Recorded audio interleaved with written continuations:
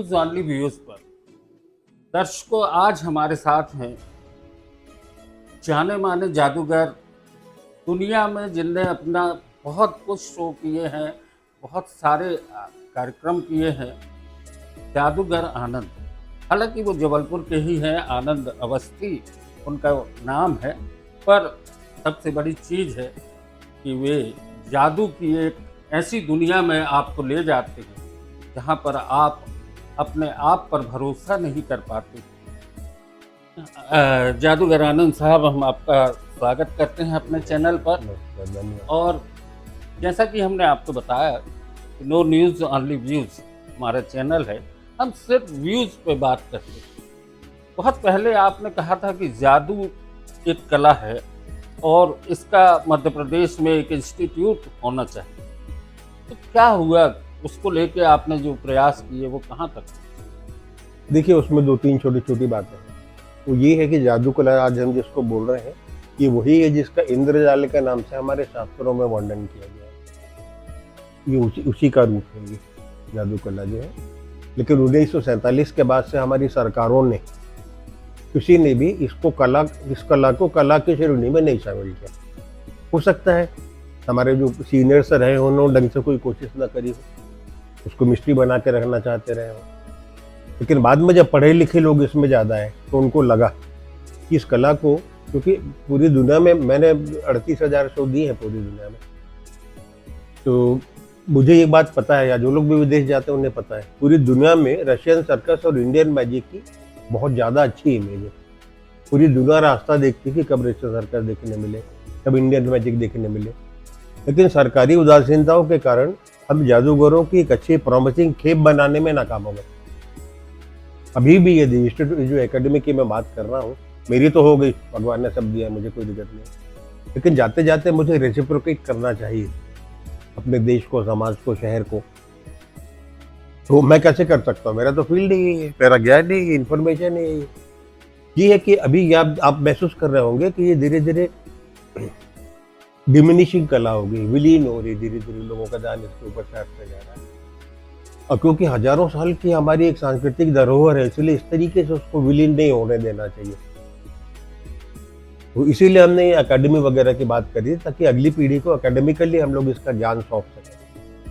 इस बहाने क्या होगा, जादूगरों की एक नई अच्छी खेप पैदा होगी जो पूरी दुनिया में जाके करोड़ों डॉलर हमारे देश के लिए कमा के लाएगी इस कला के माध्यम से। इस कला के जो बुजुर्ग बड़े हुए लोग हैं, उम्र दराज जो है, जिन्होंने पूरा जीवन इसमें खपाया है, अब अशक्त हो गए हैं, उनका बुढ़ापे में उनको कोई पूछने वाला नहीं। वहाँ पे लेक्चरर प्रोफेसर होंगे, अपने जीवन भर का अनुभव अपने साथ लेके नहीं जाएंगे, अगली पीढ़ी को दे के जाएंगे। और तीसरे, स्वरोजगार का भी बहुत अच्छा माध्यम बन सकता है कि छोटा छोटा जादूगर भी हो, 8-10 लोगों की टीम रहती है, यानी 11-12 घरों के चूल्हे एक आदमी के माध्यम से जल जाएंगे।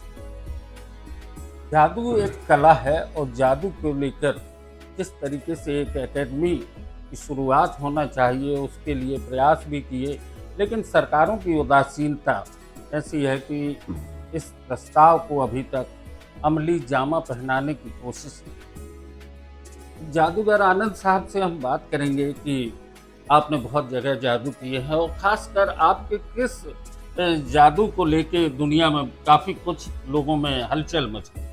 देखिए, वो तो कुछ भी जब नया जादू बनाते हैं, जैसे बीच में हम हाथी गायब कर रहे थे, पलक झपकी हाथी गायब, तो चैलेंजिंग लगता है कि अरे हाथी कैसे गायब हो जाएगा, सिक्का एक ठीक है, यहाँ छुपा लिया, वहाँ छुपा लिया। मजा ये है कि हाथी पब्लिक के बीच से स्टेज पर जाता था। उसके बाद फिर हम एक जिंदा भालू को लड़की बना देते थे, जिंदा भालू भी पब्लिक के बीच से जाता था, वो लड़की फिर लौटती थी वहां। मतलब टू मेक बिलीव जिसको कहते हैं ना, जिसका परफेक्ट एक प्रेजेंटेशन, कुल मिला के एक पैकेज होता है ना जो एंटरटेनमेंट का। खाली हमारा उद्देश्य लोगों को चमत्कृत करना नहीं है, हम कोई साधु महात्मा नहीं बनना चाहते, गिरे हुए कपड़े पहन के कोई बबूत नहीं देना चाहते हैं लोग। वो मैं उसी बात पे आना चाहता हूँ कि जिस तरीके से जादू एक कला है और आजकल जो साधु सन्यासी लोग जो दिखा रहे हैं, पर्चा दिखाना, ये करना, किसी के भविष्य को बता देना या किसी को एक सबूत दे के उसको चमत्कृत कर देना, ये इस तरीके से और जादू में क्या अंतर है? देखिए, वो जादू तो वो भी है, लेकिन हम लोग इसीलिए शांत रहते हैं, चुप रहते हैं, क्योंकि वो उसका कोई मिसयूज नहीं कर रहा है, दुरुपयोग नहीं कर रहा है, जनता में कोई अनास्था नहीं पैदा कर रहा है, कोई चीटिंग नहीं है उसके माध्यम से। आस्था आस्था ही आखिर ईश्वरीय शक्ति और उसके पीछे आस्था ही प्रकट वो करते हैं वो लोग। तो ये तो एक माध्यम है उसकी, उस तरफ से। जैसे मुझे अभी अभी 2-3 कुछ बड़े अच्छे अनुभव हुए अजीब से। तो ये कि मैंने देखा कि हमारे यहाँ सिर्फ जो मान लीजिए 3 प्रमुख जातियाँ हैं, संस्कार अपने सनातनी है, क्रिश्चियन है और मुस्लिम है। मुस्लिम कहीं कुछ भी हो, कैसा भी हो, जुम्मे की नमाज वो जिंदा है यदि तो पढ़ेगा वो। क्रिश्चियन है, संडे को सर जाएगा ही जाएगा यदि वो जिंदा है तो। हमारे ऊपर ऐसा कोई बंधन है क्या? क्या नहीं होना चाहिए? आस्था यानी हमारी आस्थाएं जो है भटक गई है, स्कैटर्ड हो गई है पूरी की पूरी। तो उस माध्यम से जो गेरुआ कपड़ा पहन के कोई समाज का शोषण नहीं कर रहा है, आर्थिक और अदरवाइज, तो मैं सोचता हूँ कोई हर्ज नहीं है इस कला का उपयोग अपने लोगों को आस्थावान बनाने में, या सनातन की तरफ या धर्म की तरफ उसको आकर्षित करने के लिए। और जहाँ भी हमें ऐसा लगेगा, जैसे सत साई बाबा को मैंने चैलेंज किया था 1971 में, हमें लगा था कि अभी आस्था का दुरुपयोग कर रहे हैं। जब भी ऐसा लगेगा तो चाहे कोई भी हो, हम छोड़ेंगे थोड़ी। अभी बहुत सारी चीज़ें हैं, बहुत सारी बातें करने का भी एक समय भी है। अभी हाल ही में आप ओशो से भी प्रभावित रहे। रजनीश का आचार्य रजनीश और भगवान रजनीश के बाद ओशो बन गया। तो रजनीश को लेकर भी आपकी बड़ी आस्थाएं रही हैं, रजनीश से आपका जुड़ाव रहा है। ओशो, तो क्या कहना चाहेंगे ओशो को लेके?